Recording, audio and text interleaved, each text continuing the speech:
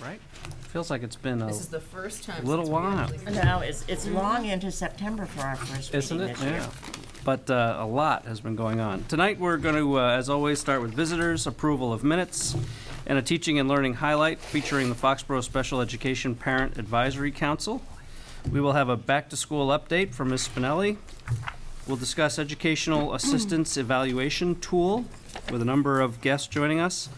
We'll take up substitute teacher pay rates, get an update from Mr. Yukna on outdoor facilities here at the high school, related primarily to the turf field.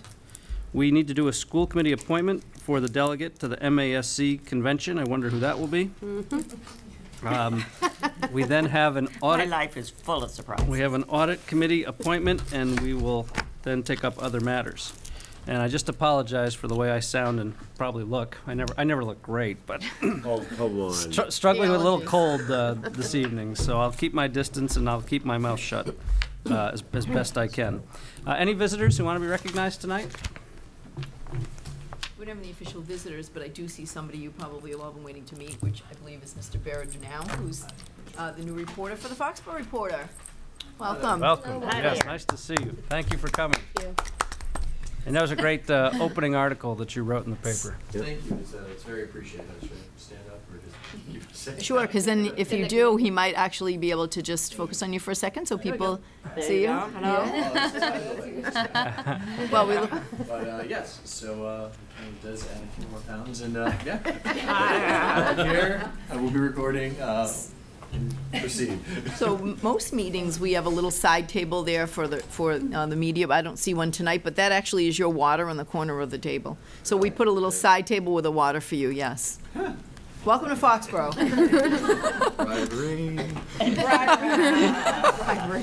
First thing in the article. The reporter's been a great partner of ours for the last several years, and we appreciate all that the reporter does to support the school systems. We're one big community, and you guys are a big part of it, so welcome.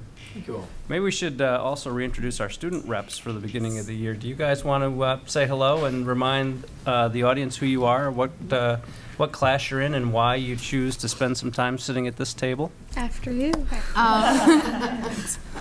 Well, my name's Mikal Henriquez, and this year I'm a senior. And I really wanted to come back this year. Last year I felt like I really had a voice in the decisions you guys made. Obviously, you guys vote, but we got to represent what our school and the students who go to our school think about everything that you guys were doing. So I really appreciate being back here. Thank you.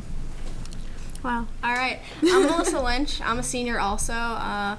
Last year, I really liked it. Like she said, we had a voice. Even though like you guys voted, we still had like a say in like what we thought and like what other students thought. And I'm glad to be back.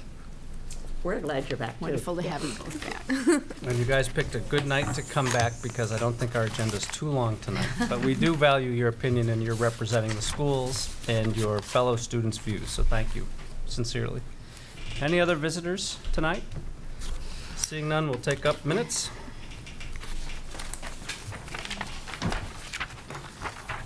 These are the regular meeting minutes of August 24th.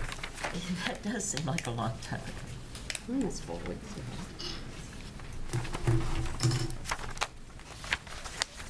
I had no changes. Same here. I'll motion that we accept them as presented. My second. Any further discussion? All those in favor? 5-0, thank you. Okay, teaching and learning highlights. Mrs. Spinelli. So we'd like to start off the year with highlighting really a great partnership, and I'd like to invite Erin Bowes and Michelle Thaxton up to the visitors guest table right here, and also from our Foxborough Special Education Parent Advisory Council, or CPAC, is Kathy Hickey in the back. Kathy, she's the shy one. She's been helping out. She's been a long-standing member of our PAC and works for the Federation as well, so she's a terrific resource to our school community. And we've recently, Sandra Einsel is in the back, Dr. Einsel, our Special Education Director, and we met recently with the CPAC and very excited about what they've been doing for planning and moving forward in the future. So in the interest of highlighting a great community partner that we have, because as you know, the Parent Advisory Councils at any level are a separate entity from the schools. They're not sponsored by the schools, they are their own organization. And one of their goals is outreach, and they're going to start here tonight. So welcome, Erin and Michelle. Thank you so much. First of all, I want to thank Debbie Spinelli for inviting us and giving us the opportunity to speak to you tonight. Michelle and I both have children on IEPs within the Foxborough Public Schools, and we were looking for a resource in town that would help us navigate the crazy and frustrating system that is special education at times. So we decided to get involved in town. The Foxborough Special Education Parent Advisory Council, for short known as CPAC, is a parent-led organization that serves as a resource for parents and caregivers of special needs students. All school districts are required by law to have a parent advisory council to advise the public schools on education and safety of students with disabilities. Foxborough has over 500 students on IEPs, 504 accommodations, or out-of-district placements.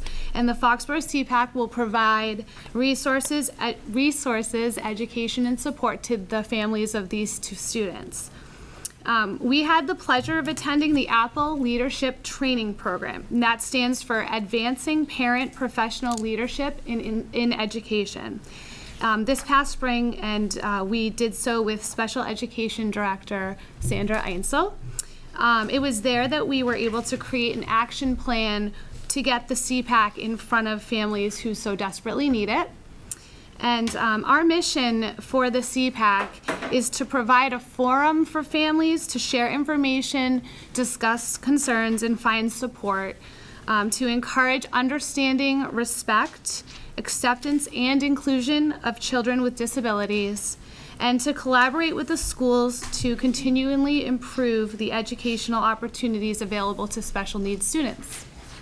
And our goals for the upcoming year are to build an active board and increase parent membership so we can reach more families in need of support, to expand awareness of CPAC's function and mission, to build relationships within the school and communities, to fundraise in order to bring quality programs to our members, identify areas of opportunity within the evaluation and IEP process.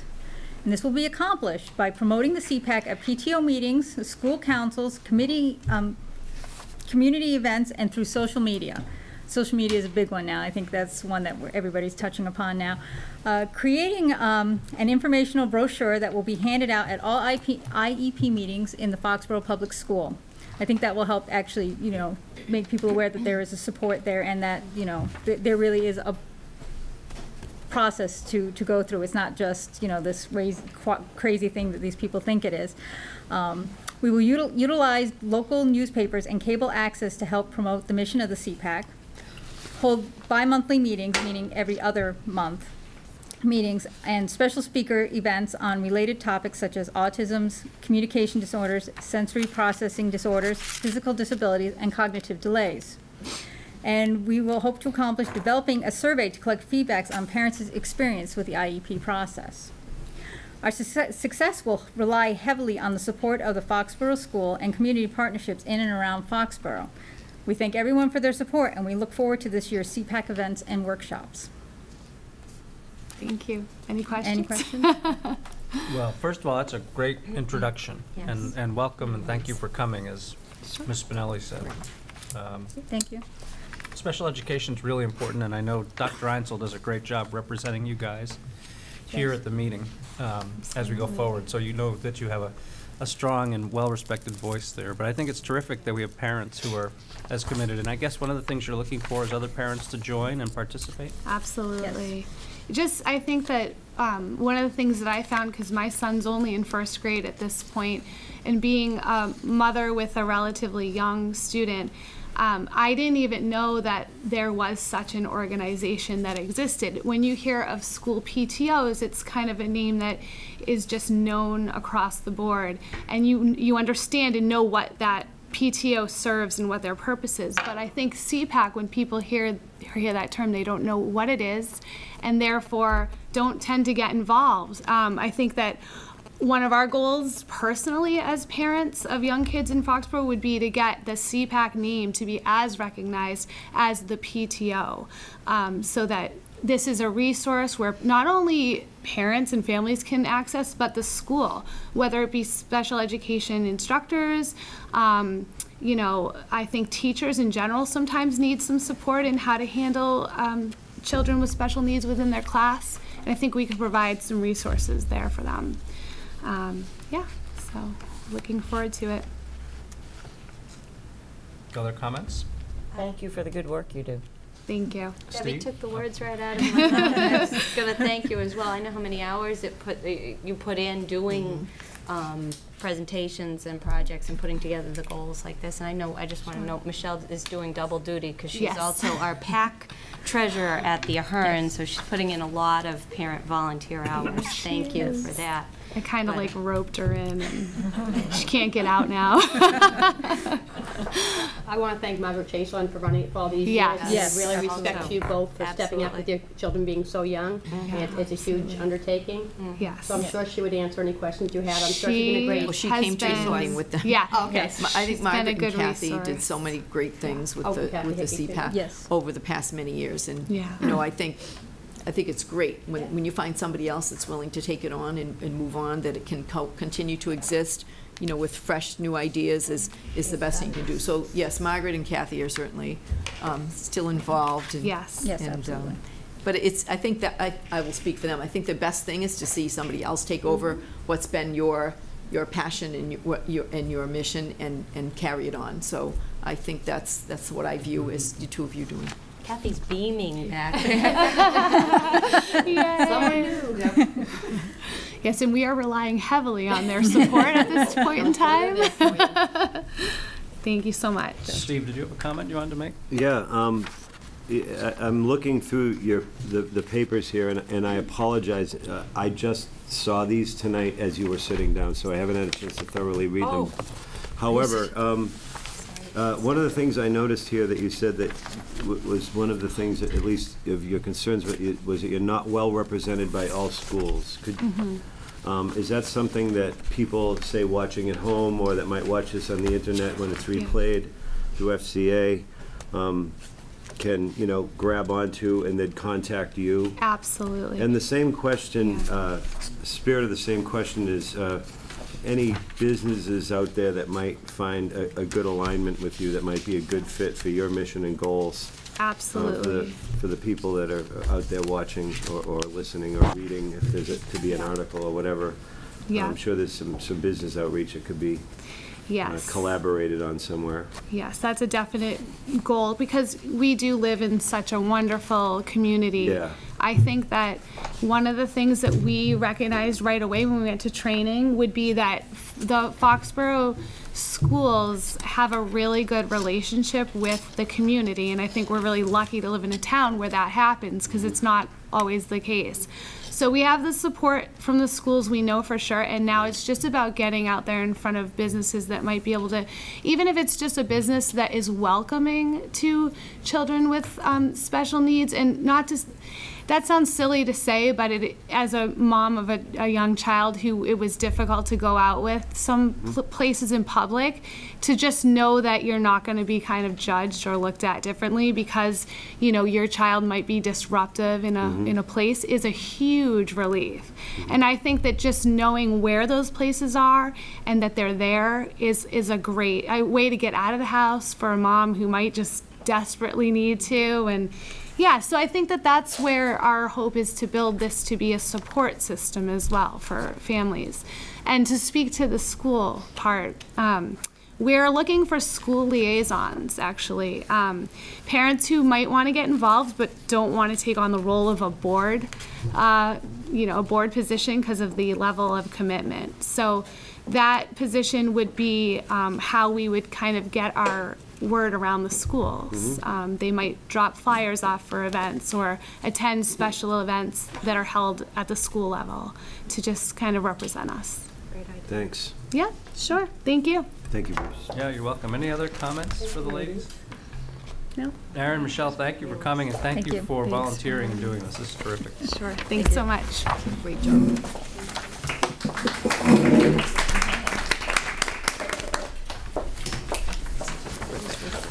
Back to school update. We are back to school, aren't we? We are, and we've been for a while. So I wrote down 3 words. It's been quiet, very smooth opening, and hot. Yes. I think the preparation that all of our schools engage in over the summer really showed. Every year I say this was the quietest, smoothest opening we've had, and then the next year I say it was even better. So lots of kudos to that. We had not one glitch at all. And a word on the street is that people really like the calendar that you created and voted on, the option they went with, because it allowed our staff to have their 3 professional development days the same time we always have at the end of August, brought the kids back a week later, but allowed that long weekend, and then another long weekend. So it really felt, from what the staff was reporting to us, really felt like a really smooth way to transition in, get the kids started without being too intensive. Kind of curious as to what our students thought. I mean, I was excited to go back to school, so I didn't mind the transition, but then I liked how when you went to school, it wasn't like the full week right then and there. You had that space, and then the week after wasn't just a full week, it was like a day off, so it wasn't that bad. Yeah, I completely agree. I feel like I think we were kind of both against the starting earlier, just as seniors at the beginning, just to be honest. But I think it really did ease everyone into the school year. You kind of started with 3 days, 4 days, and then the big 5-day week. But it didn't feel like a huge undertaking when we got there. So Yeah. good choice, I would say. You know, and as the parent of an incoming freshman, it was a great way for him to get acclimated to the school. And I suspect the same is probably true each of the first years at each of the different levels. So, yeah, personally, we enjoyed the calendar. So I'm glad to hear that's the general consensus. Pretty well. I think because Labor Day was so late, it was kind of hard to remember that we actually went back at the exact same time we always have. Teachers came back last week of August, kids came back the first week of September. It's the way it always is, but it just because, you know, it's not our fault Labor Day decided to be late this year, but it really worked out quite well, and everybody's very complimentary about how that helped the transition, having the first 2 weeks not be full weeks. Well, and let's see what kind of winter we have now. It may pay dividends as we go through the winter. I think it might, if you read the Farmer's Almanac. Yeah. That's all I'm saying, not to jinx anything. That's it. Okay. So at our last How was it for you? We were very excited that the kids went back to school this year. Well, as you can see, it's worn me down, trying to keep up with the schedule. But Really? no, you know, and then maybe we can all offer whatever thoughts we have, but, you know, spending a lot of time already at football games and soccer games and marching band events and the classes underway and seeing the turf field activity, and the weather's been phenomenal, hot. Yes. Have the buildings been okay with the heat? You mentioned hot. What have you? I mean, the second floor isn't really the place to be, but, you know, we live in New England. We don't have very many weeks where where it really is that intensely hot. I would say the second floor wasn't very popular at the high school or the IGO, which is the only 2 places. But the hottest day, I actually stayed out and went to 3 of the schools, and second floor wasn't, but it seemed to be cumulative. Not necessarily that hottest day that was the worst, it was kind of the day after when everything was very stuffy. Yeah. But, you know, it is what it is. Yeah. We certainly can't control the temperature or the weather, but, so I would say the second floor wasn't that popular. They had some classes in the auditorium, I believe. Yeah, high there's school you know, students we who have had certain summer spaces classes. that Yeah. are Cooler that are areas. cool, that are air conditioned, like the auditorium, room 122, and the library media center. So you would see even at the IGO, the second floor library media center is air conditioned, and classes rotated in and out of there, especially the 3rd and 4th grade, which are in the hot corridor. They transitioned in and out of there throughout the day, give the kids a little bit of relief. Well, and but- we escaped having to do what some of the other local districts did, which was actually canceling classes during some of that heat, Some of them did. which I can only imagine what that'd be like, going back to school and then all of a sudden canceling classes. I'd hate to have lost a day without snow in the ground. That's all. Yep. But I think everybody did pretty well. I went around and talked to a lot of people. Yes, it was hot, second floor. Sorry if you had classes on the second. Yeah. But other than that, That's all behind. right. Other comments from anybody about back to school? I know we're going to hear from Bill in a little while on some of the facility stuff, so we can wait on that. Great. Well, I'm glad, Deb, that it was a quiet, very smooth and hot opening. And I'm glad people like the calendar. That's good to hear. And it did seem smooth. So thank you for all that you and the leadership team did, and Tony and his facilities staff to get us ready, and off we go. Okay, the next topic is Educational Assistant Evaluation Tool. Yes, so we have a few representatives from our committee here, so I'd like to invite all of them to drag a few chairs up and join us at the guest table. So we have. Is that impacting your attendance? No, Are we Sue okay? isn't here, so I think we're fine. Okay. So we have, I'll wait till I get to the table. We do have Sue Collins, who could not come tonight due to a family issue.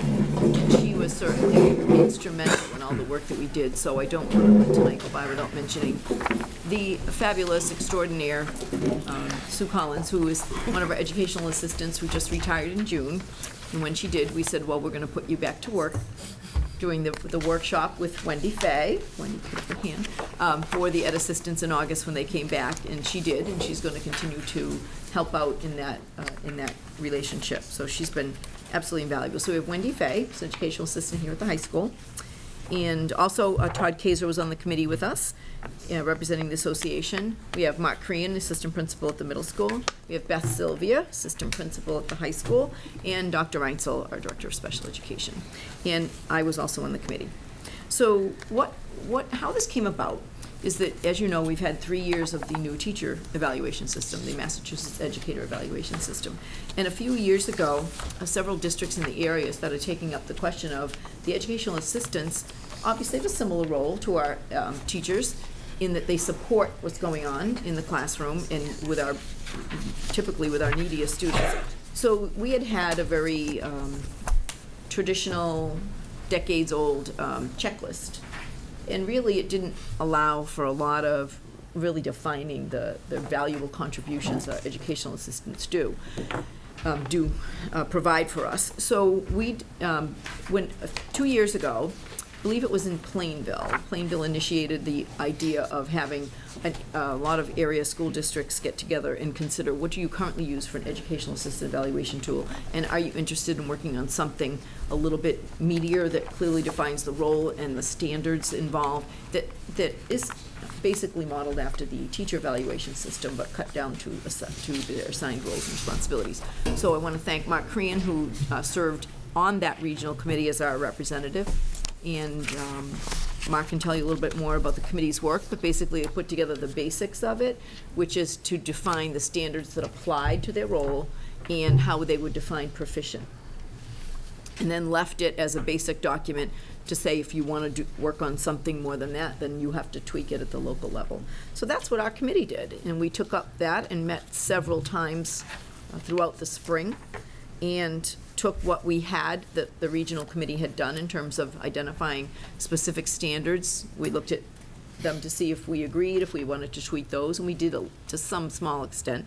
And then how would we flesh out the rest of the tool, and then what do we want to do with it? So that's where we are. So I thought maybe we could have each go down the line and just tell you a little bit about what stood out for the process for them, very informally, and then we'll follow up with making sure that we have communicated all the specifics of the tool as we wrap up. But I think it might be a better idea to start with a little flavor of what happened and why we were doing this. So I'll start with Mark, since you were our official liaison. All right. Thanks for letting us come here tonight and kind of share all our work. Being a special educator myself, I work very closely with educational assistants, and I realized just how much work they do. And it was really unfortunate that we'd get to the end of the year and have a checklist, and it became just a task. And wasn't any good dialogue or feedback of what the great work that they do. So I was very happy to serve on this regional board and kind of go through and see how different roles in different districts, and how we all had so many different evaluation tools, but basically they were all checklists. And they didn't say much, and they didn't help people grow in their roles, and didn't give us a great opportunity to tell them how great they're doing. So for me, I was glad to be a part of it, and glad that we worked so closely with our ed assistants and everyone else that worked on the board. Great. I, too, thought it was really wonderful getting the perspective of Wendy and Sue in terms of what they thought was really important and really needed to be accentuated in their work. And it was a really good dialogue. We came to understand the ed assistants' jobs much more in depth. And I think it gives a nice guideline for everyone, ed assistants and those that are working with them, what is expected. Wendy? And I would have to agree with that. The goal was really to reach as many in the diverse area of educational assistants as we could. So we did have to chip away and eliminate some of the elements that just did not apply at all. And I think we did a very fine job of that. And we took very careful thought in the wording, the dialogue, the language, thinking of respectfully putting out some sort of tool that would guide the observation process. So at the end of the day, our evaluation would be of valued and respected opinion from our administrator. And as a former educational assistant myself, that's actually how I started out coming into education out of police work. And so I have a lot of experience of doing some of the great work that they do, and I feel that the tool was a disservice to what they gave to our kids. The bottom line is they're with these kids day in and day out, and some of them are very demanding and they have very specialized tasks that need to happen. So to really go to a checklist was a complete disservice to them. And I think that it hurt me professionally to do it. So I definitely want to be a part of this and have been where they are. And I think that we are taking steps to really kind of solidify their role in the school as truly professionals, and they are, and that's how they should be treated. And we finally have a tool that can do that and have the conversations that we need to have as far as what we can do for professional development, to help them, to reward them for what they do, and have those discussions. So I think overall it was just a phenomenal process. I mean, we spent an entire session just like on one word in the rubric to make sure that we had it all covered. That is actually factually correct. And I will say that I especially respect, before we get into the nitty-gritty, the leadership role that Sue and Wendy took on with their peers, because after we finished our draft, they brought the draft, and we also had developed FAQs, and there's so much information I can put in the packet, but we developed our own internal frequently asked questions for them, and they brought this draft of the rubric with the standards and elements and the FAQs to their membership before school got out, and gave them the initial presentation, and then asked for what areas they still had questions on, and we used that information to tweak the professional development in August. So when it came to doing professional development in August, as you know, typically that's sort of left to us, and I said, so start planning a workshop. And Sue and Wendy actually planned the workshop. Right. And it was phenomenal. So they planned all of their activities for how they were going to help their colleagues understand the rubric, because it is change. So let's be honest, change is hard, and this represents a huge change. But they had such engaging activities and a little fun in there, and they invited us to come at the beginning to do a little intro, and then we stepped away for most of the workshop, and then when they were ready, they invited us back into the room to answer any last-minute questions they had. And I can't say enough about the workshop that Sue and Wendy did, and I wish Sue didn't have a family serious issue going on right now, that she could be here, because you both worked very hard. And we didn't even get involved. I know Amy met with them once when they were planning their workshop, but their workshop was terrific, and it was all them. So really give them credit. Thank you. So as you can see, it is quite complicated. When you look at their rubric, there are 4 major standards. Standard 1 is curriculum and assessment support. If you have the handouts from the side table, or if anybody is still in the room, you would have that. So Standard 1, curriculum and assessment support, and there are 4 elements under that: professional knowledge, child and adolescent development, lesson plan implementation, and data collection. So under each of those 4 elements, you can see that a very specific description of what proficiency looks like. as you meet those standards in your daily work and throughout the year are very clearly articulated. And then the right-hand column is really what knowledge, skills, and responsibilities do you have as an ed assistant that speaks to that. So that actually helps clarify the definition and the expectations contained within the element and within the standard. So it's more, you know, layman's language about what do they do every day. It's a connection to their daily responsibilities. Standard 2 is supporting all students. And I call this the meatiest one because that's pretty much what their job is, to support all students. And that contains a number of elements, or descriptors, if that's the word you like better, or subtopics, whatever you want to call that. And their descriptors or elements are, under supporting all students, are quality and effort of work, student motivation and engagement, meeting diverse needs, safe learning environment, collaborative learning environment, and under cultural proficiency maintains a respectful environment and respects differences, and under expectations, clear and high expectations. So that's pretty meaty. And then under standard 3, professional culture, there are elements, the elements there are professional learning and growth, shared responsibility, judgment, reliability, and responsibility. So the frequently asked questions that we developed to go in tandem with those kind of gives a little bit of background into why is this change happening, and as all of our presenters here tonight, that we really do value their role as educational assistants, and because they are key to improving outcomes for our students with disabilities. But I want to make sure I say it's not just students with disabilities. We actually have 4 categories of educational assistants. The majority are in special education. We also have educational assistants in kindergarten, elementary library. We have professional librarians, middle and high school, but we have assistants in the elementary library. And then Wendy's a standalone in category 4, which is she is the educational assistant in the virtual high school classroom here. So we value their role, and we wanted to ensure that their evaluation, which is a record of their skills and their contributions to students, was more than the checklist. And I will go back to the day, the checklist always bothered me as not being sufficient.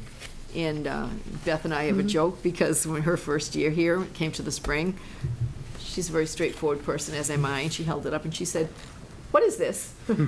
And I said, "Yes, I know, it's a not so good checklist." She said, "Good, because I hate it." And then I said, "Then you're just volunteering for a committee we're going to have this year." And then I went. And she enthusiastically said, "I guess I just did." So, but that is a classic example of, as educational leaders or educators, when we're passionate about something, we want to solve that problem and get it done. And Beth is definitely that person.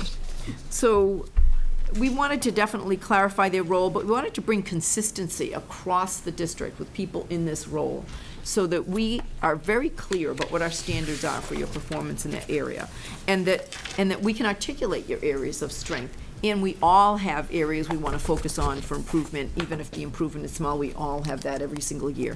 So that we would also be able to do that and contribute to their professional growth. So I think it was a great process, mostly because it was led by them. And then this is our pilot year, so we're trying this out. Doesn't mean it won't count. It's not that kind of pilot. It does count as our evaluation this year. And we're going to see how it feels from our side, and they're going to see how it feels from their side. We probably will, I know we'll reconvene in the summer. The extent of the tweaking is yet to be determined, but I think we'll really get a good look at it this year and be able to share in the same open way, how is it working and did it work and what would we like to change. So there's things that go along with it. There are reforms. We have new job descriptions for all 4 roles, and that's been helpful as well. And what was the feedback from the actual ed assistants? Well, I haven't actually had a chance to meet with the Professional Development Committee to go over the actual written evaluations of the workshop, but overall, there was a buzz in the room. There was a lot of communication going on, a lot of issues, concerns or positive comments came out of this, so it's opening new doors, and it's moving forward. We really have a lot that everyone realizes that they all are a part of this and can bring it to the table too. So it was really meaningful. Good.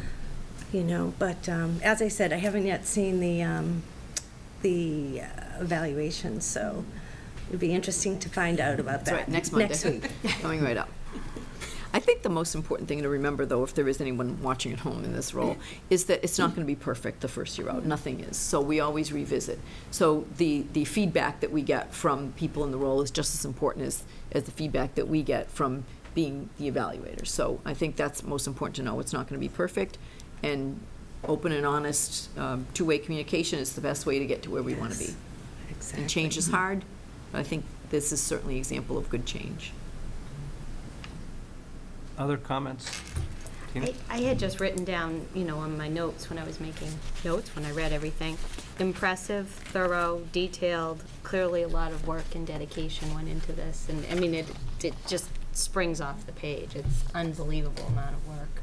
And I think, having met a lot of our ed assistants, actually, when we were on the panel that eventually hired Dr. Einsel to come with us, their passion and their dedication, I can't imagine that the level of detail in the evaluation really does apply to the people who work for our school system. So I see this as a great tool, and I think it's going to be well received all around. Other comments? I think one thing to add, and it speaks to the level of being thorough, is that in my role I hear from other people in other districts, and they're asking, have you tackled this with the ed assistant? And so many people wanting to not tackle it and not necessarily take from other districts, but will you share?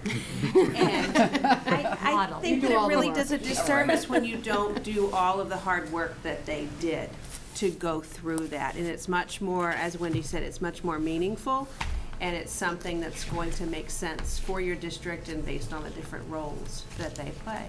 Well, those are the words I underlined in the cover letter, adapted to outline the roles and responsibilities of the education in our classrooms. And I think that you can tell when you read through the criteria, and especially that last knowledge, skills, and responsibilities going down the line there, what our ed assistants are doing in the classrooms and in our elementary, middle, and high school.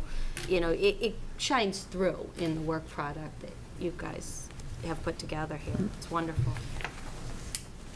Am I right in remembering from the CPAC materials right before this that we have close to 500 kids on IEPs or I other wrote that districts? down to check. I wrote it down to check Yeah, too. I think That's it's such a large number. the 504s. That's what I wrote down. to check IEPs that. and 504s. Yes, it I is. think our IEPs are actually in the 400s. But nonetheless, a sizable percentage of our student population that we're talking about, these people helping us ensure that we are doing the best we can for them, right? I think generally we're around 18%, 17% of our total student Or even population. maybe a little less. Maybe even a little less. No, it's not almost 20, actually. That's why I knew that 500 number wasn't correct. Struck me as because high, too. we years ago, we might have been in the high teens, but I think we're around 16-ish. Well, regardless. Yes. The point is, it's an important and sizable percentage of our Absolutely. student population. So, and I think the template you've put together looks very consistent, I'm sure by design, with what the state's asking us to do in our superintendent evaluation and our teacher evaluation. So I think it's spot on in terms of design. And I would just finally compliment Beth, because we are always looking for ways to go good to great. And you spotted something and you said, this isn't great, it might not even have been good. And maybe I should have saved that not for my first year, but. Well, our timing was good too, because we had talked about doing this, and then she said it, so her timing was impeccable. Perfect. It was impeccable, and so. And personally, I just want to say this is something that really mattered to me. So as you can see, this was not a handoff. This was the committee I created and stayed on and stayed with and was there every time, because this is very important to me personally in terms of their role and how much they contribute and to get it right. So we'll see where we are. I just think we're really fortunate to be in a place in the school district where we can tackle some of these things. That sure, the checklist could have survived forever, but no, this wasn't up to par, and so you took it on. So I just wanted to say thank you to Beth and to all of you for doing that. I think that's terrific. Very admirable. Steve? Yeah, I think of our packet for this meeting, I spent the most time on this paperwork here, and to Tina's point, the knowledge, skills, and responsibilities. I have stars, which are smiley faces essentially in my own hieroglyphic notation of myself, but all up and down that because I think in the end, no matter what the results are of this pilot program, is that I think it's inherent that an improvement is going to come about somewhere, or improvements, for like the bang for our educational dollar, but you know, what happens to the students, and maybe even retention and improvement of subject matter experts that we have with us or may need with us. I mean, I just saw at the end of the conveyor belt here, like, wow, even if they have to redo the whole pilot, they're going to know a heck of a lot more than they did before. And the detail and the knowledge, skills, and responsibilities, if folks are reading it at home or when they get a copy, should see, it's huge. It is huge. The list is huge and rich. So. I just want to make sure I give credit where credit is due, because while I tell a funny story about Beth jumping on board, it actually started 2 years ago at BICO, the Special Education Collaborative that we belong to. At a Board of Directors BICO meeting, it was brought up that would there be people in the area that would be willing to do it, and several of us said yes. And then I went back to our admin team and said, who would like to represent us there? And Mark stepped forward. So this actually started with Mark raising his hand. Mark raised his hand just like that 2 years ago. And you worked for over a year, about a year and a half with that group. Quite a bit on that. So it could have been more than 2 years ago, actually, probably. Yeah, I think closer to 3. Closer to 3. 2012. Yeah, so that's how it started, with an idea at the BICO table. And just knowing Mark as we do, what a good guy to help lead this area. Yeah, so. Thank you. He makes a lot of professional eye contact that sometimes causes him a lot of work, I'm sure, when he walks down the hall. Wasn't even an arm twist. Yeah. So I thank you for that. Wasn't even a voluntold. Nice. It really wasn't. Right. But I think, again, having been a special educator, that's an area he's passionate about. So worked out great for us. Thank you. Thank you, everybody. Thanks for coming in today. Thank you for Thanks, having John. us.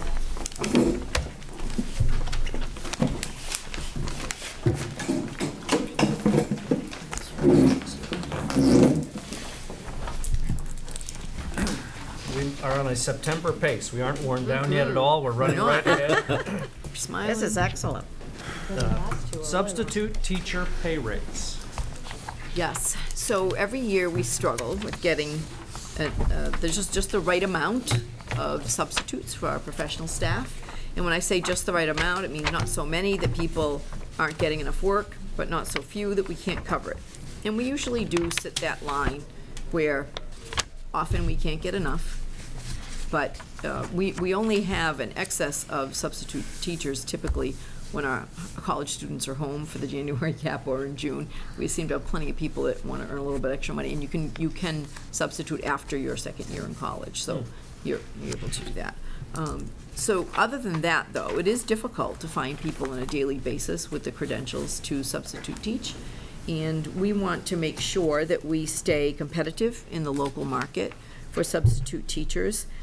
So Bill and I worked on this a little bit, that every year we've kind of thought about it. Should we be bringing this forward? Should we not? And we've actually thought about it the last few years, but haven't brought it forward. And so we put a renewed focus on this just in the last couple of months, and we did some data searching, and Janet helped us with that. And what we discovered is our average daily pay rate for a certified teacher, because we have, as you can see, we have daily substitute rates for someone with no college degree, with someone with a bachelor's degree in something else, and then a slightly higher rate for a certified teacher. And what we found out, especially surveying the certified teacher rates, is that we weren't that far off from the 34 districts that we were able to get information from. So we presently pay certified teachers $75 a day. Given that the minimum wage is going up to $10 an hour in January, this coming January, that certainly, so it's a 7-hour day. $75 a day is much less than that. So we thought this was the time that we should definitely consider this. So what we're recommending isn't a dramatic increase, but it would help us with our goal of staying competitive in the local market. And we're proposing to go for a daily substitute teacher with no college degree from $65 a day to $70. And then there's a $5 increase if you go beyond day 15. So if you end up with somebody with an extended leave and you're going to stay in that role, then you go to a higher pay rate on day 16. With a bachelor's degree, $70 a day, and we're proposing a $5 increase to $80 a day.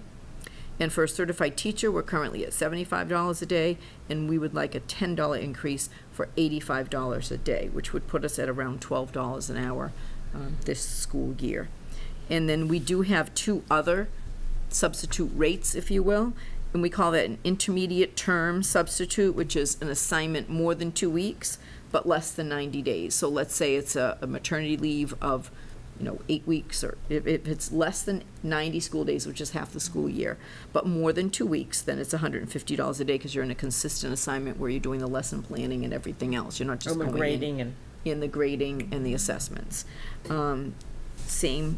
Along the same lines, if you have an assignment greater than 90 days, we call that a long-term substitute, and that currently, that assignment is paid at Bachelor Step 2 on the teacher salary scale. We are not recommending a change at that at all, because that, as you know, is subject to COLAs every year. So that on its own goes up each year. So we're not worried about that. We're not recommending any new rate increase for that. So we thought we would explain to you why we brought it forward now. There has not been an increase in more than 7 years. So here we are. What are your thoughts? I think the last thing you said was my first question. When was the last time we did this? About 7 years ago. I believe it was just after I returned, maybe Chris Smartus's first year and my first year back. So that could be 8 years. I don't remember. I don't remember this being a topic in recent past, so I'm not surprised. I believe it was brought back up in my first year back, which would be the 2007 to 8 school year. I think I vaguely remember that when I was on the advisory committee and was liaison to the schools. I remember. And then I think it went from 70 to 75 for the certified teacher. So it was again not a dramatic increase, but when you're not increasing something every year, then you eventually start falling behind a little bit. So questions for Deb or Bill? Steve? Do we have to vote on this, and are we voting on it tonight, or what's the plan? And then I'll ask my questions based on that. I do think this is something that you should vote on as a committee, because Tonight it does involve money. And we have some more. It's presented for vote tonight, yes. Okay, so then my questions are, do we know what the overall bottom line increase or bump would be to the budget? Or do we have a round number? I was going to ask the same thing. What's you the average? can ask it. No, same thing. Along those lines, what's our average number of substitute hours per year? And then the other question I had is the staff of our substitute teachers, did they have an evaluation or some kind of quality measurement we see for that talent that cycles through our school? No, they're not evaluated because they're doing an intermittent day here or there. But how do we, just policy-wise, is that a department head or a principal? No, it's the principal. Okay. And the principal keeps track of the substitutes. If a substitute is not working out, or let's just say their skill set doesn't match the level, they would not be invited back. So we have a substitute coordinator, and the needs of the building is certainly communicated to her. And the assessment of how that substitute doing, just from a general policy reminder standpoint? Building administrators and department heads or anyone else who sees that. So there's observation, there's feedback, I mean, there are always colleagues. If it's really, if somebody really, let's say it's an elementary school and somebody really doesn't work out too well, pretty much everybody in the building will know by the end of the day. It manifests itself. Yeah, okay. So rough budget impact, Bill, whatever measure you might have? Slightly over $20,000 a year. With the increase? With the increase. Oh, well, is that the net? That's the increase. That's the increase amount. We spend about $175,000 in substitute salaries on an annual basis. Yeah. Keeping in mind that is the $170,000 annually is also long-term sick or maternity leaves or family medical leave. So all substitutes, whether it's the daily or the long-term, we could have a substitute in for almost a year, based on when somebody's going out on maternity leave. Say if somebody's going out around now, they are not going to come back. So yes, about 170 a year. No, that's helpful to know. It's a very small percentage of our total budget. But I think Steve's question was going to be mine as well. Like, what is the impact? What are we talking about? Steve, other comments or questions? If we're going to vote on it tonight, and you know I always like to wait, but I think it's an eminently reasonable scale, Yeah. based on a 7-year delta between any action on it before. But, Yeah, exactly. But, you know. Okay. Other comments or questions? I think this looks very fair, but it's needed if we want to remain competitive at all. And we did find in our search, I mean, one point that Deb left out, in the 32, though, the average was at the 80, so we were actually just under the average. Right. On that certified teacher. So this would just take us slightly over the average, but, you know, we've gone from now one side just to slightly over the other side, so. Which will last another X number of years. Hopefully. It is good when we can get a certified teacher to come. So we have some retired teachers who have come back and served as substitutes. It does fill a much needed gap when we have teachers who are absent. If we have a retired teacher who can step in and really teach the class, it's worth, you know, the extra dollars. You really can't run a school system without a substitute pool. No. So. And again, thinking that you have, you know, a little over, just under, 250, you know, professional teachers in the district. People do get sick. People do have family issues that come up. You need the resource. So. That pool that we maintain, and you began by saying that it's a balance, a balancing act.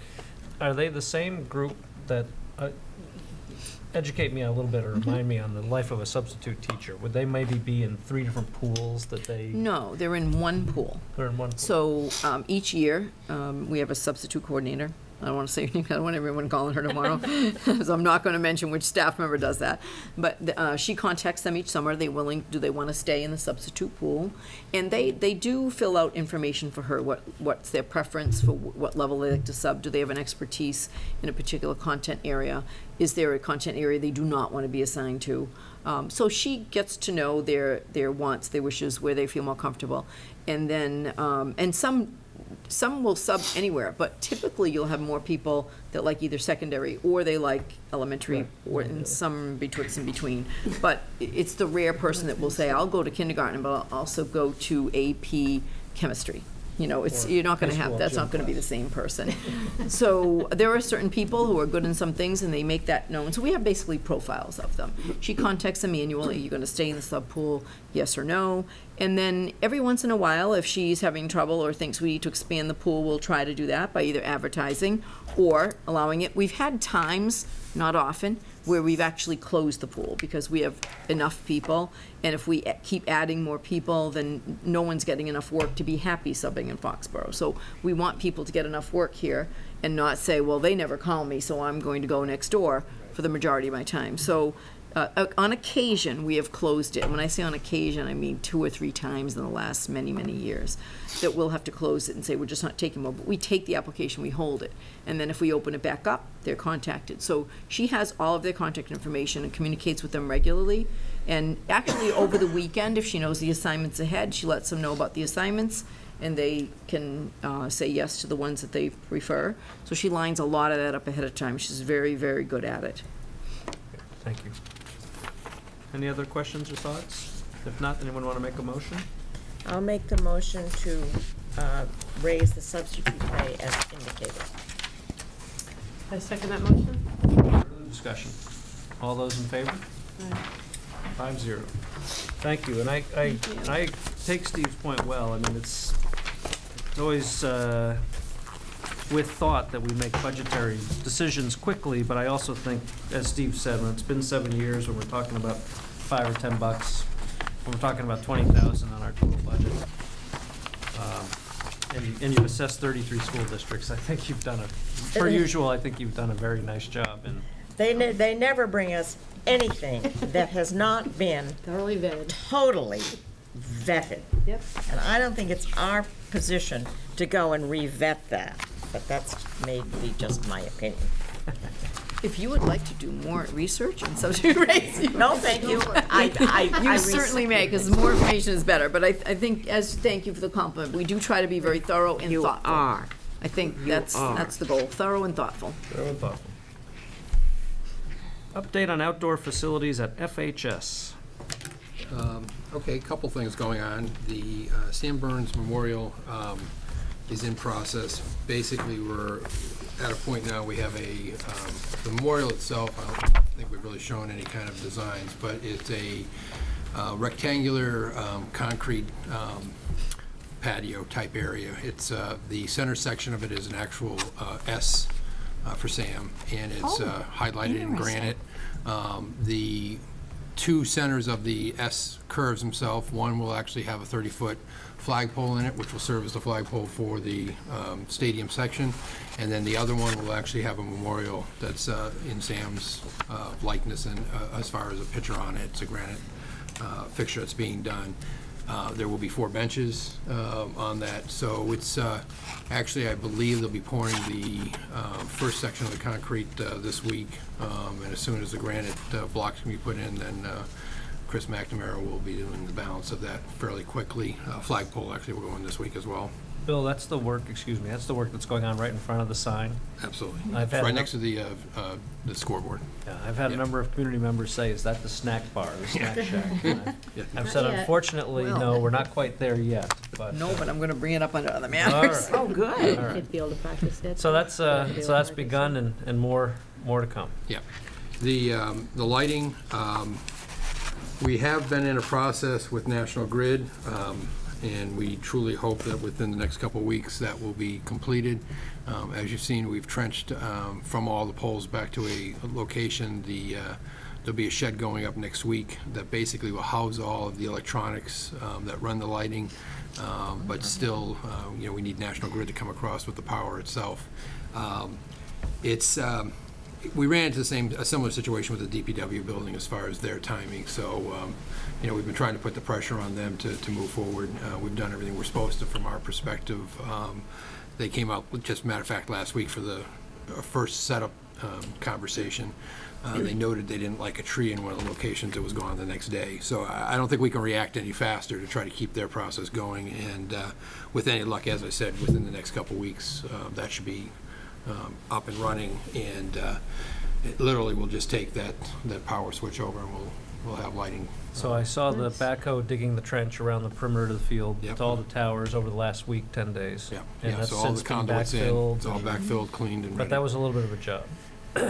Yeah, we've had, the process itself, I think, has gone fairly smoothly. Musco was pretty much on their original time frame as far as getting all of the fixtures up to us. Island Lighting out of Norfolk, was very, very good as far as within virtually a couple weeks of all the things showing up. They came right out, did all the drilling, and they did hit some granite in one corner, but they managed to work their way through that.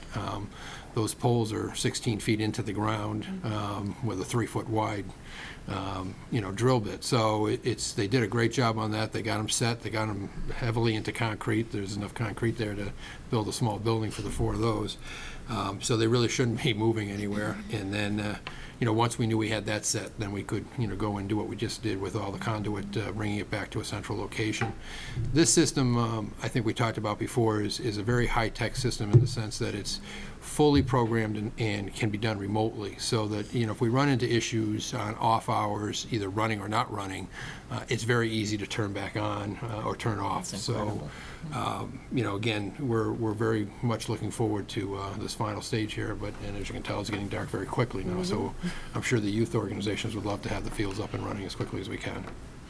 And not that I think this is necessarily under our purview, but curiously, where's the shed going to go? The power shed actually goes where the old baseball diamond backstop was, right into that corner of the fence. Corner? Yeah. What I've also done is, and actually I met this morning with Bay Colony. I've hired Bay Colony to do a master plan of the entire site. Now, Jim DeVellis and his college roommate actually had done a nice initial design. And then when we got the as-builts back from Green Acres, we used those as-builts. Bay Colony did come out, confirm that the as-builts do match what we have on the site, which they do. And so what they're doing is overlaying now everything that I want to do on this field long term. So they're actually putting where the electrical lines are, they're putting where the gas lines are, and so now we think we have an area where the concession stand itself will go, and this electrical substation that we're building basically will be right off of that. So that will all work pretty well coordinated, and so as we can make our steps down the road with the track and the bleachers, we'll already have it all designed on plans and, you know, be able to go pretty quickly on it, I think. Right. I think that's basically it. Can't come fast enough. Mention the concession stand while we're on the Yeah, absolutely. thing, rather than wait. So, as you know, in the spring, we had a committee of 4. Caitlin Brown, athletic director, 2 Dynamo parent volunteers, Melissa Mealing and Mary Jo Carnino, and myself, the committee of 4 ladies, as we call it. And we raised, plus or minus, give or take $1,000, about $25,000 for the concession stand. Unfortunately, we need almost triple that, or about triple that. So we are starting this fall to try to meet and figure out how we're going to keep the energy flow going. So any and all the ideas will be welcome. We are going to be selling more Sam Burns Community Field t-shirts at the homecoming game on Friday. So we'll be the t-shirt hawkers, just like we were on Founders Day. But other than that, we need some new ideas, some fresh ideas, or some really generous donors to come forward and help us out with our concession stand project. I think with the more we get on the field, such as the lights and the memorial, the more people will want to start using it in a more fully fleshed out way. And we really can't do that without the concession stand and the public bathrooms. The public bathrooms we feel is our responsibility to build, but the concession stand itself is going to take roughly $75,000. And so we need some fresh ideas from the committee, from people in the community, from parents, from our student athletes, from anybody at all to help us get re-energized and continue our fundraising. I'm not volunteering to do this, I'm just speaking out. Just ideas. I'm just gonna draw out some ideas. I know that Attleboro or North Attleboro, whoever put the last turf in, was it Attleboro? Attleboro. They had teams of parents that built things. I'm just putting it out there for anyone who's in construction or wants to volunteer their time for it, and they had it up in lickety-split time.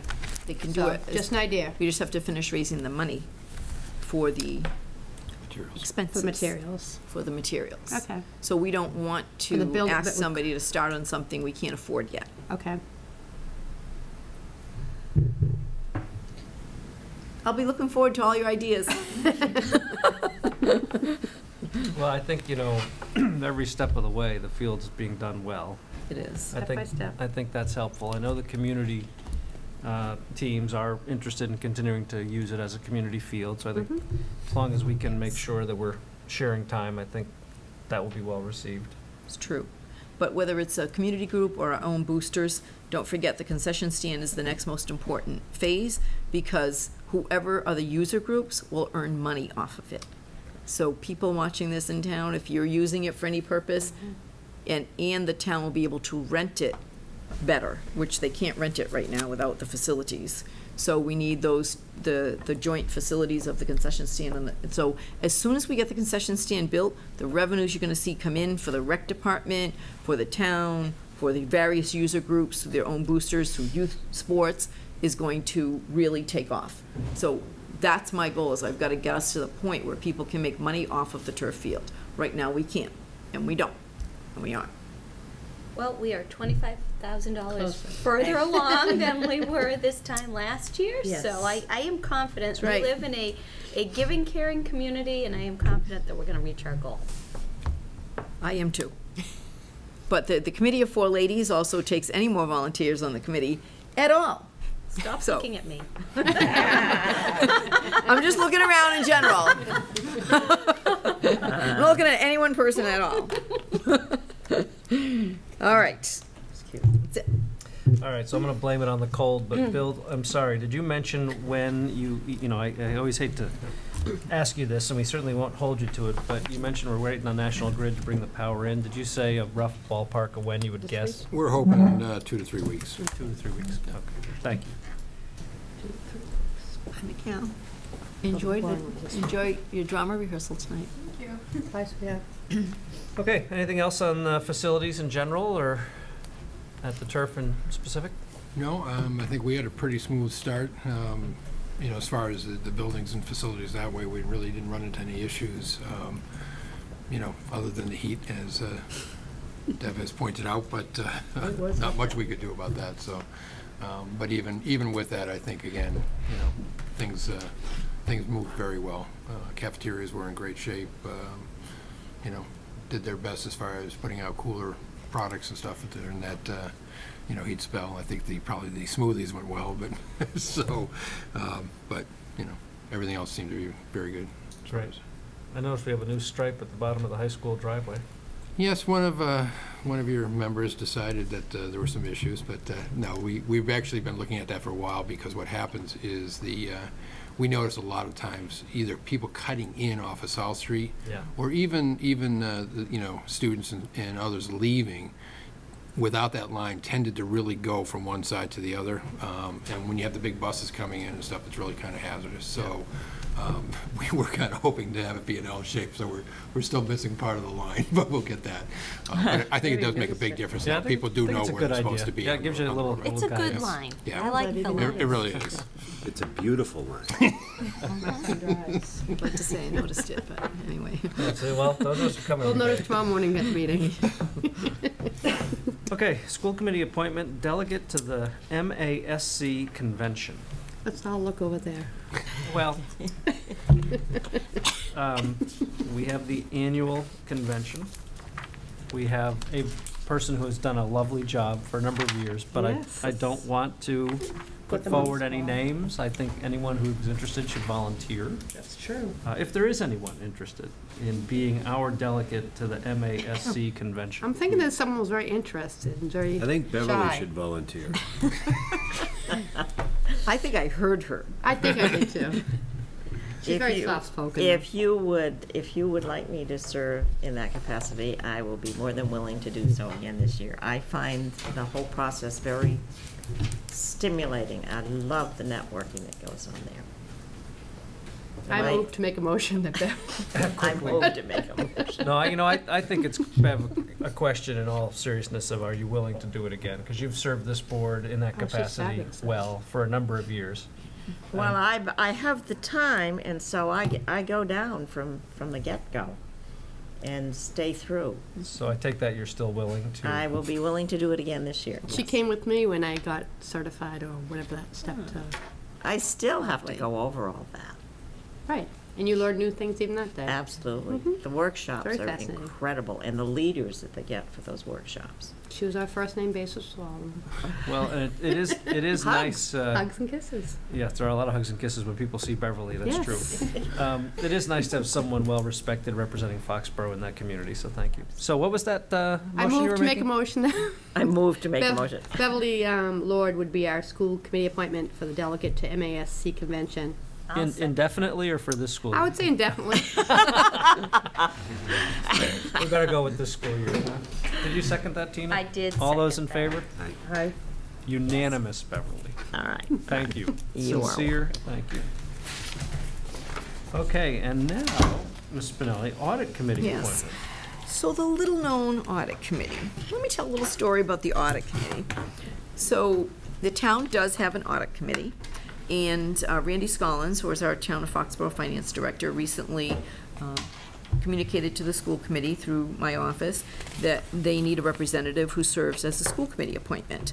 Mr. Frank Souza, a very long-standing, well-respected town community member, resident, has long served the town well in this regard as your school committee representative, but he can no longer continue. So I first would suggest that we all collectively send a lovely letter to Mr. Souza. He served for many, many years and has a great perspective. So that creates a vacancy. That creates a vacancy that is an appointment of this committee. You notice that the memo doesn't have anyone who stepped forward and communicated to me they're interested yet, so you have a task to do. And the opening has recently been announced, so we haven't had a volunteer come forward yet. So I attached some information as to who has been serving, and you can see from the information that was provided who's been serving on that. I happened to see Brian Walton at the high school open house.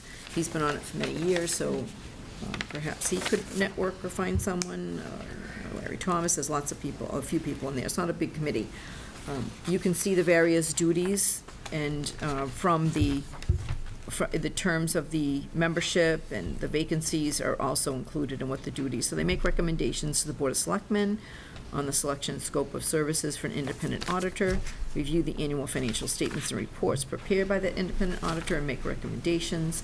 Also, recommendations for areas of operations where expanded scope audits or reviews may be appropriate. Report to the town on the findings, recommendations, and corrective action, and ensure the independence of the auditor while enhancing accountability and proper stewardship over public funds. So this is actually very key to, as you read in last week's reporter, the town's desire to go from a AA rating to a AAA rating. And this audit committee is a key piece of that, the oversight that it provides. So they would like a representative by the end, appointed by the end of October. So you have 2 more meetings. And so that's your charge. So let's just highlight a couple things you kind of went through there quickly for those viewing, because I know we have a lot of people in the community, including parents, who have been interested in getting involved in different ways, and this might appeal to some. But this is a, did I see a 3-year term? 2-year. 2-year. 2-year for schools. Oh, well, this is 3 years, though. Yeah, but in the actual, if you read the Article 7, I think it's the 3rd page in your. That is, It's 3 under years term for of the. office. It's 3 years for the people that are put in place by the. No, by the. Oh, I'm sorry, correct. See, the Moderator. second section says term of office 3 years, it jumps out at you, but under the first one, under the first paragraph, 2 years for the school committee appointment. Okay, so the individual who would like to volunteer for this position in the community, we're looking for 2 years. They serve as advisory to the Board of Selectmen with respect to the town's financial condition, financial management systems and controls, annual financial audit, and special audits or reviews. So as you were saying, you said some of the specifics, but this person really can have an impact on recommendations around the town's finances, and in this case, as it relates to the schools in particular, for the next 2 years. So I think that's a nice, nice responsibility. Also, I think it's important that, you know, what they're looking for is somebody that does have a financial experience, expertise, and that, you know, it has to be somebody that's independent of the day-to-day operations of the schools, but realizing you're trying to appoint somebody that's really looking out on the financial side in the best interest of the school side, because there are others that are representing the selectmen and the town side, and there are others that are representing the AdCom and the overall town side. So you're really looking for somebody who understands or can work with us to understand what our issues are too. Exactly. But that's key. It has to be someone that is independent from the operation of the schools and has no financial interest or relationship to the schools. Very good. Could be somebody who has children in the schools. Yes. Just to clarify. Yep. Yes.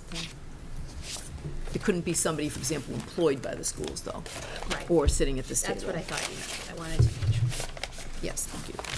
We don't talk in here about the number of hours expected to be volunteered as part of this, but we guess if someone had questions, they might be able to call Randy's office or your office even, Bill? Yeah, and I spoke to Randy about this. This is not a heavy, long-term commitment. It tends to be short spurts. So, you know, they would probably be very active for a couple months, and then may not get back together again for another year or two. Right.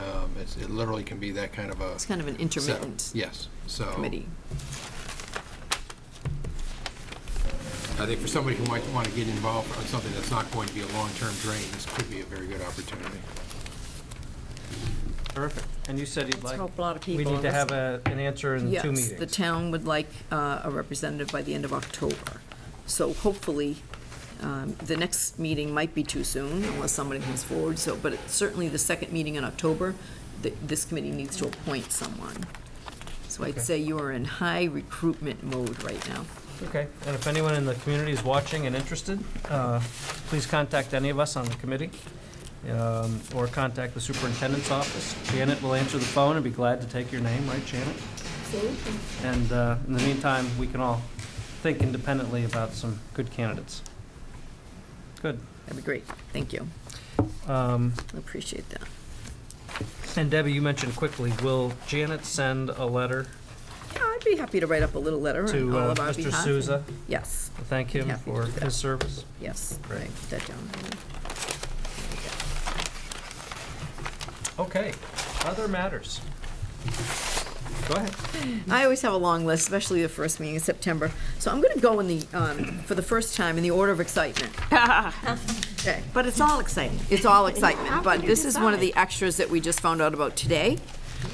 So an email came today from Andre Tippett, who is the Executive Director of Community Affairs and the New England Patriots Charitable Foundation. And it says, congratulations to Foxborough High School, the football team, and head coach Jack Martinelli on the team's 2-0 record so far this year. And a huge congratulations to Coach Jack Martinelli, becoming the 15th coach in Massachusetts high school football history to reach 250 wins. Congrats, Jack. That's very exciting. We're honored to recognize this achievement. We also would like to wish you good luck as you open up in the Hockomock League division. We would like to present the Coach of the Week Award. That's tomorrow, Tuesday, September 22, at noontime here at the high school. Very excited to honor Foxborough High School and present the coach, captains, and the athletic director with our first Coach of the Week award of the season. And in conjunction with that, the award of $1,000 will be donated to Foxborough High School football program in honor of Coach Martinelli. So that is tomorrow. Committee members, I'm sure, are invited to attend to watch the excitement. And this is their 20th year in which the Patriots joined the National Football League in conducting the High School Coach of the Week program, recognizing outstanding high school coaches and promotes youth football throughout New England. So thank you to Mr. Tippett. And it's short notice, coming already tomorrow, but it's a informal. They nominate a Coach of the Week and they go and present it. So, but 250 wins, being only the 15th person, 15th coach in Massachusetts history, and it's even a smaller group for people who have done it in one school district. It happened the last 21 seconds. It was so exciting. It was field goal. That was so exciting. It was a great game. Isn't it great? It was amazing. Oh, it was so much fun. So that will be recognized at the homecoming game on Friday as well. But so that's tomorrow. Congratulations, Coach, and all those who support It's a great the achievement. Foxborough football team. And thank you to Andre Tippett and his organization. So the next item, we had a late today acceptance of a donation. You can vote on it tonight. It's a pretty easy one. If you want to wait, I can put it on as a specific agenda item. Basically, two of our local community partner organizations who are always very generous, which is the Foxborough Lions Club and the Rotary Club of Foxborough, have each donated $500 toward a new printer for the art department. You know, the art department has huge printers that can print all kinds of things, much more so than any of us understand about printers. So $500, if you are ready to do so tonight, I would ask for a motion to accept the donation of $500 from the Rotary Club of Foxborough, and $500 from the Foxborough Lions Club toward an art department printer. I'd like to make the motion to accept the Lions $500 donation and Rotary $500 donation toward the printer for the art department. I second that. Any further discussion? All those in favor? Well, Bruce, I'm grateful, but I'm just going to abstain for propriety because I know those organizations well, and it might not be proper for me to vote, so Great. I'll just Thank you, abstain. Steve. So 401 on that, Janet. Thank you. With gratitude. With gratitude. He is abstaining with gratitude. I'm abstaining with gratitude. Thank you. That's true. So continuing in the order of excitement, I'd like to talk to you about drones. So exciting. It's going to be a fun night Friday night. Yes. So drones came up late last week after you got in your school committee packet. So what is happening is, as you will not be surprised, the senior yearbook committee and its editor, the yearbook editor, Nick Shugru. I knew I was going to say that wrong.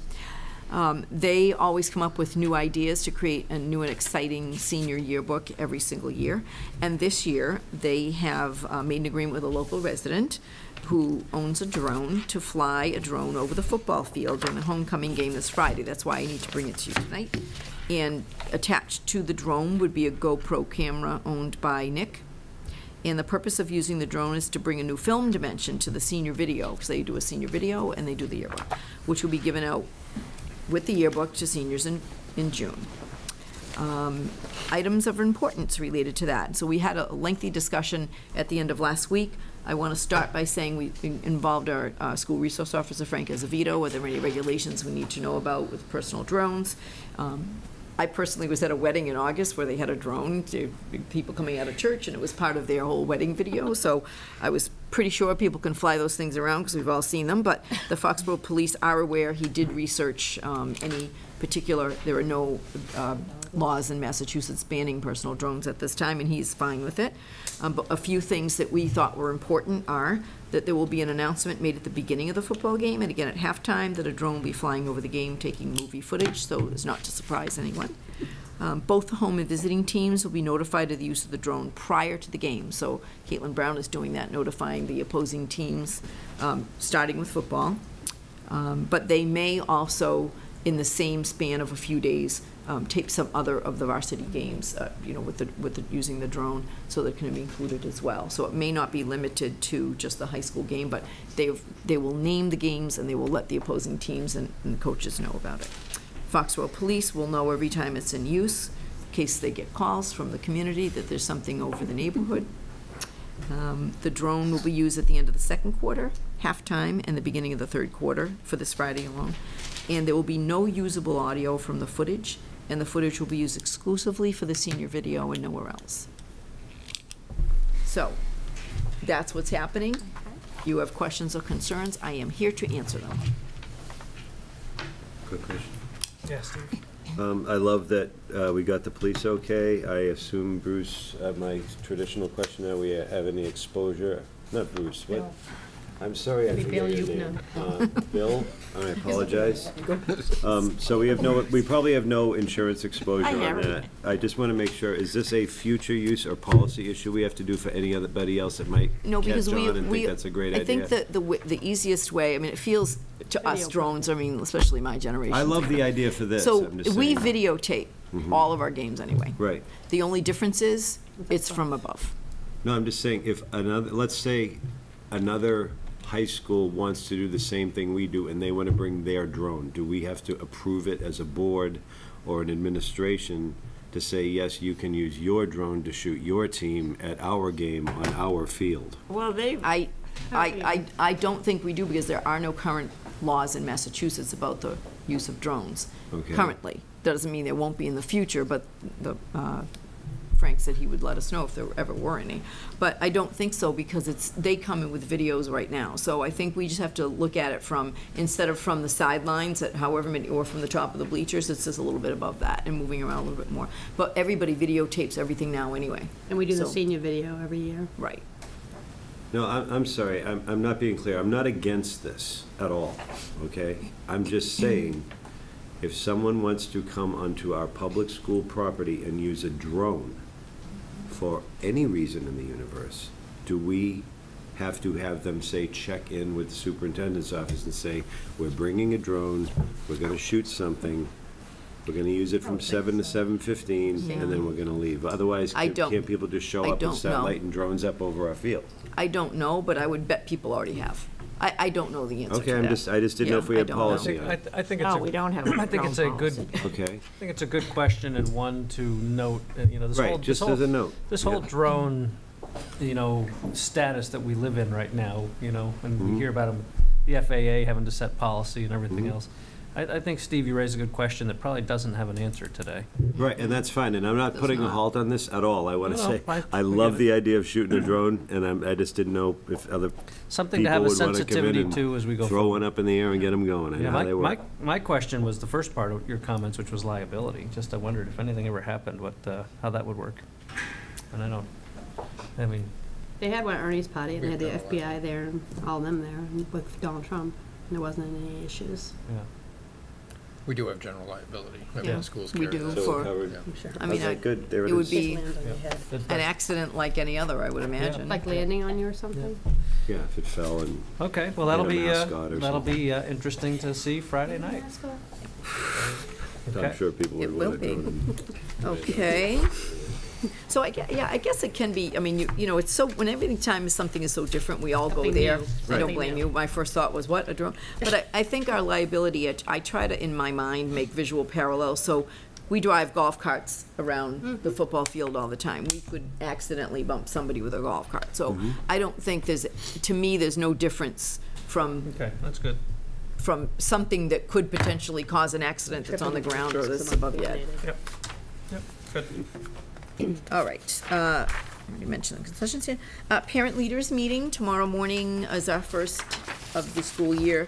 Parent leaders meeting here at the high school, and you would have gotten an invitation from me. So that's basically any parent who has served on school council or on a PTO or a PAC in any kind of leadership role, and they can stay on afterwards. So that's tomorrow morning. I hope to see many of you there.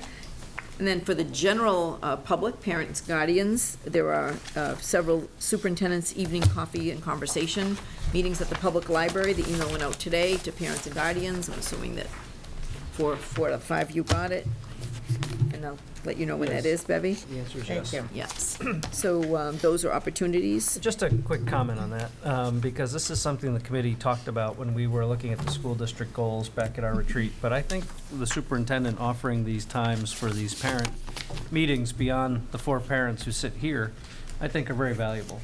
So I would just encourage the community to please, you know, we often receive questions, I think, as individuals on the committee, which is absolutely fine and appropriate. But I think people should take advantage of an opportunity to dialogue with you directly. I take it as a compliment or a sign of faith that we don't get a lot of noise along lines like that. But and I certainly am pleased with how smoothly the district's been running, and we've talked about that before. But I just want to encourage the community, if you haven't before come to one of Debbie's coffees or leaders meetings, please do. I think they're a great way to get to know the leadership team, and I also think it's very valuable to us as a committee to have other people's input. So, thank you. And Amy attends both those as well, so come ask her some questions if you don't have any for me. Good. All the hard questions. Sometimes else shows up. And then last but not least, I should have mentioned under school opening, we've had many of our open houses already, our school-based open houses. I thought the 5th and 6th grade open house was absolutely fabulous at the Ahern Middle School. 7th and 8th is this week, or next week? It's Thursday. This Thursday. But 5th and 6th grade teachers, I thought they did an absolute tremendous job, as did Mrs. Abrams and the middle school team. The elementaries all had theirs last Thursday. I try to rotate every 3 years. I went to Burroughs. Can't say enough about Burroughs. It was just absolutely wonderful and homey, and even the food service. I heard you were hands-on in one of the classes. Oh, you heard that? Well, one of our clickers, just our pens on the interactive whiteboard decided not to work. So I happened to just gone in the class, and the teacher was just starting a presentation and said, unfortunately, my pen won't hold its charge, so I'm going to have to stand behind the desk. And I said, I'll click. So I sat and clicked so she could be, she does an amazing job. So I just thought. Professional clicker now. I'll click for her she's any very day. helpful. I'll tell you that. That was Mrs. Pacitti. So I think I sent you that email. I'll be your clicker person any day. But it's really was wonderful. And food service had taste testing going on, which I think at least the Taylor does too. Parents were swarming In the the cafeteria, elementary? yes, Very to nice. try out different things that, because their theory is that kids might try something new if their parents are there with them. So they had the wow butter that's not real peanut butter. That was, I may have tried all of the above. That was delicious. They had hummus. They had the little fish nuggets, the healthy fish. It was delicious. So they I haven't did had supper, and this is like, I'm going I'm sorry. bananas. It sounds It was delicious. really, Yeah, I'm wicked hungry that now. adds such a nice touch to the open houses. And their classrooms were I all can't so control warm and myself. inviting and organized and beautiful. That's making me hungry too, Steve. I know, see, Bev, it's It was great. unbelievable. So, We have college high school night. open house. Oh, I went to that one too. That was very That was successful. excellent. Yep. So that's something that Mrs. Myers-Packler got started, which hadn't occurred before. Nope. And it gets better every year. I think So I it thought started that in was wonderful. 2012 or 13 was the first year. Yes. We also have college night at the high school Thursday evening, and Spirit Week for the high school students this week. So every day there's different. I think tomorrow It's is red, white, and blue. America. Yeah. America, America. as everyone says now. Is America? They don't say America anymore. They say America. Kind of slang way. of I know saying that it. tomorrow is Red, America white, Day, and so blue. I'm trying to go back and think of, so I'm up here tomorrow for most of the day, red, Right. white, and blue. And Friday's blue and gold day, right, Joe? Yep, and then next week we'll have another team color day. Really? I'm gonna do it pink, that's what I'm gonna do. Oh, yeah, I was gonna say you're making that one up, Green and Joe. white day. Yeah. No. What, Seahawks? I have a Seahawks shirt at home. Joe always likes to joke with me about something. No. I always joke her about the trimester thing. Yes, you do, Yes, but he it's comes all up good, for all of Joe. us At the football game, we all talk about it. Right, Joe? Anything else, Deb? Believe it or I did put information in your packet just because you were asking about what's going on with MCAS and Park, a commissioner's memo from last week, and then just at your place today, hot off the presses, was a press release that was embargoed until 5 p.m., so it was safe for me to put it on your table at 7. You didn't get that earlier.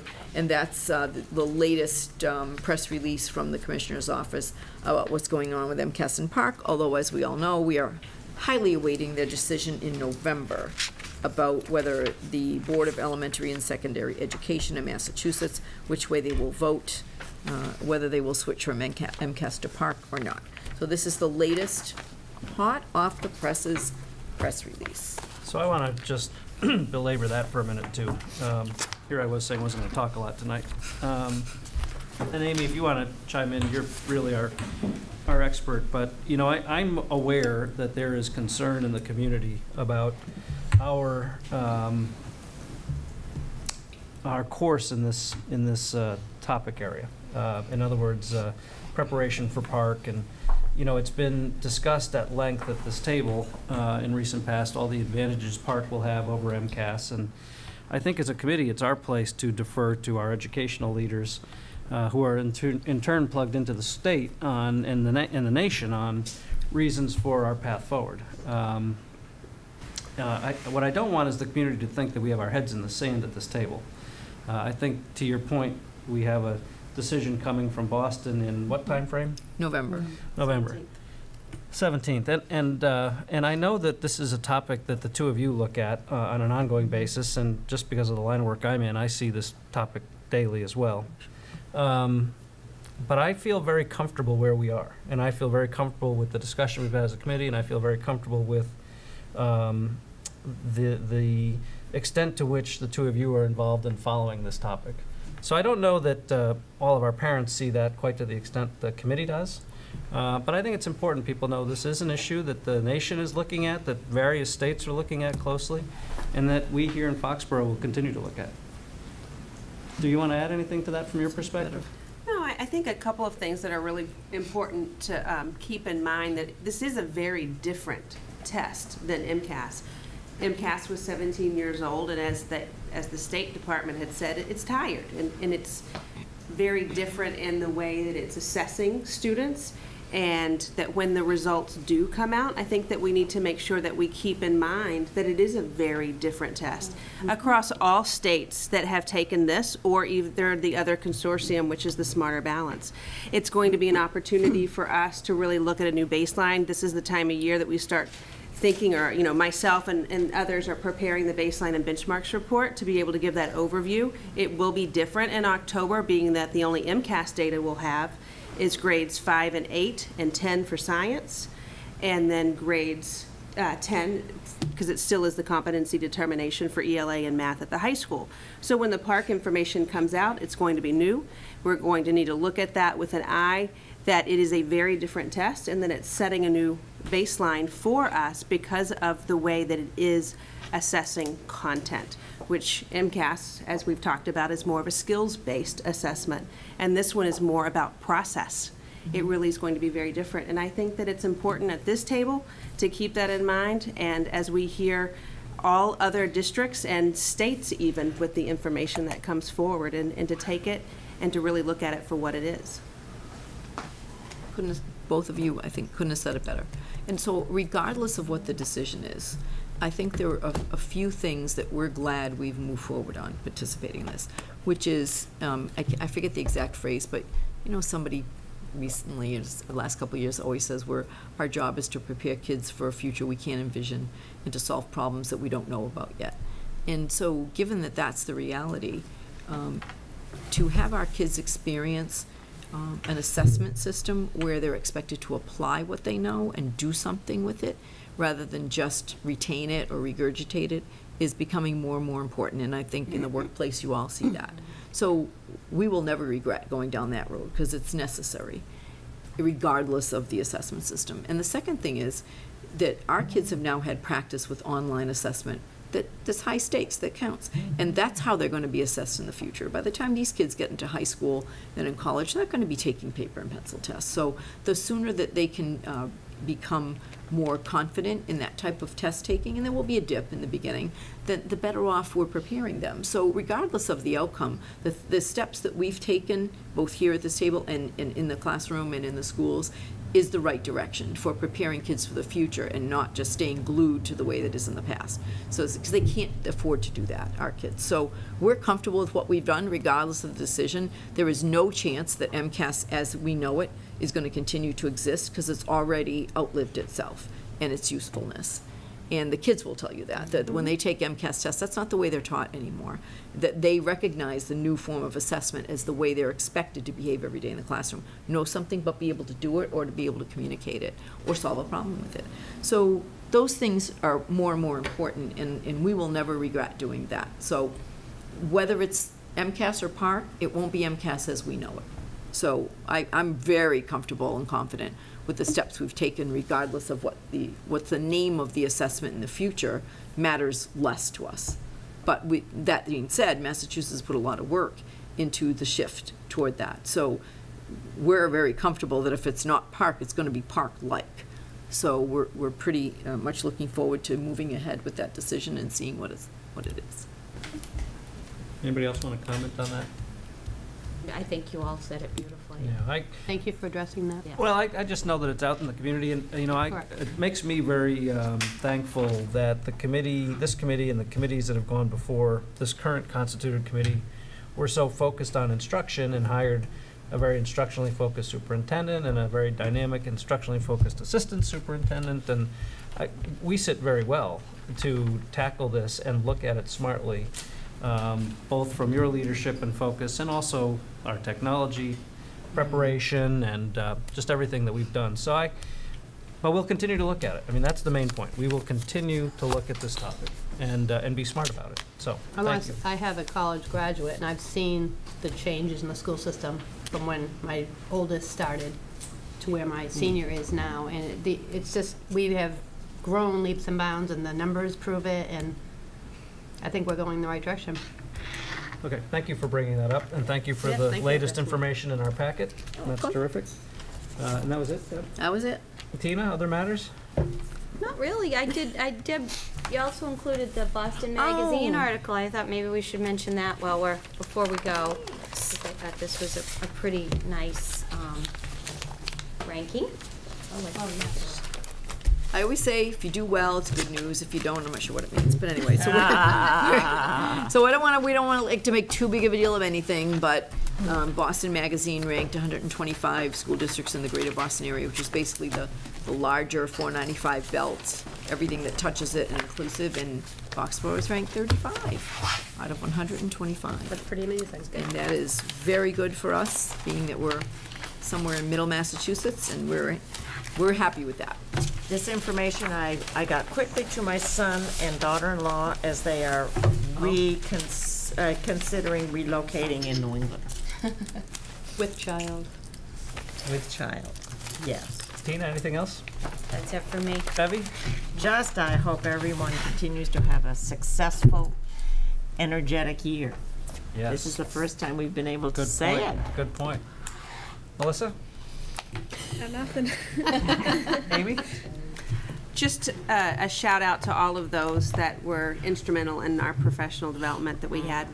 This is the first one back, so we had 3 days, or really 2 days full of professional development, and a lot of work went into that. The Professional Development Committee meets next Monday to talk about the feedback, and the technology department, really heavy on them to have a lot of that ready for us. So we thank them and look forward to continue with a lot more professional learning.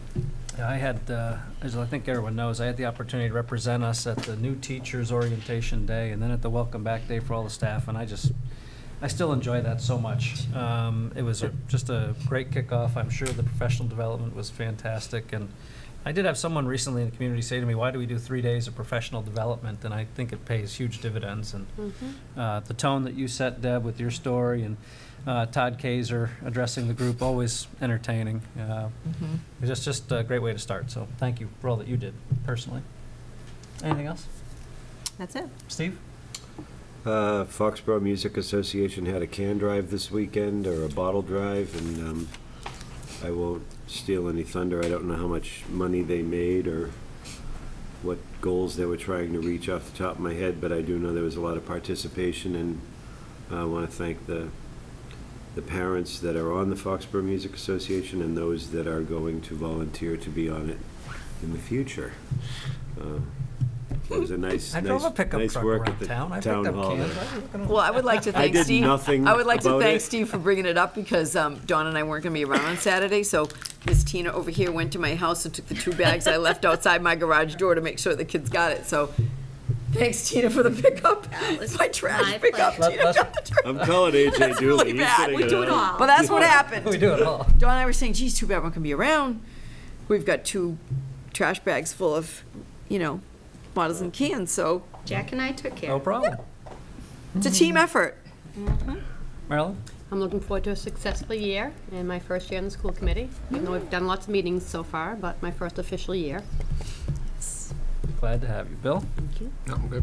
Janet? Good. We okay? Good, thanks. I thought of something. Yes. While we were going. Well, before we loves we did talk about the exciting finish to the football game, but I did want to give a shout out to the marching band because September 11th was the very first home football game and the earliest I think they've ever had to play a halftime show, and they did exceptionally well both on the 11th and last Friday night, and I'm sure this Friday will be Very equally wonderful, but they have some difficult music and they did a great job, and it was pretty hot in those wool band uniforms, and they did well in those circumstances as well, so congrats to the kids and Mr. Massey on all their hard work for that. Ditto.